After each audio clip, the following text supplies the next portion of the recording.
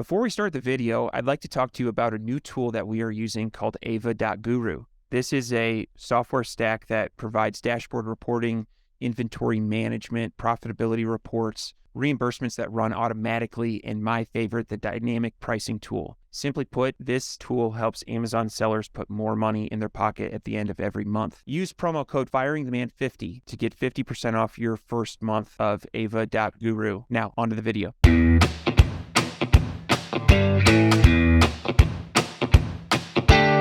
Next problem for an Amazon seller. This is huge. This has been an ongoing issue for several years now, especially recently. And it's IPI, Inventory Performance Index. And so it's becoming incredibly important to monitor that metric. And so let's just, an Amazon seller has, maybe they have 75 or 100 SKUs and their IPI is very low. And they notice that they have a low sell-through rate on some of their SKUs. And so can Eva identify those SKUs and then change how you can increase your sell-through rates? Absolutely. So there are a couple of things that may be interesting to show here. One of the things is there is an inventory management suite inside the Eva. So Eva is a platform that every single feature is using the same database. One of the biggest things, by the way, I think it's an important thing to mention. We are not a set of tools, because there's a lot of companies which just acquire different products and they just offer a bunch of tools, right? Now on the Eva, the biggest difference is every single feature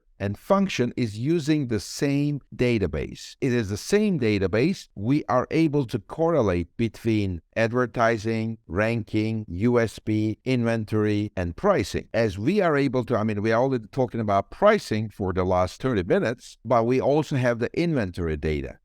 If we know the status of the inventory, we can use the pricing to liquidate or to accelerate the sales as well. For example, one of the reports that I really love is the inventory health report, because it's already showing what's the age of the inventory. Is there any estimated excess units? Is there an estimated long-term storage fees? Because it's somewhat related to two things, right? One, IPI score is also related to these guys who are not selling, enough. And the second is not only that these products are not selling, but also they stay in the inventory and Amazon will start charging you, right? But they don't want that, right?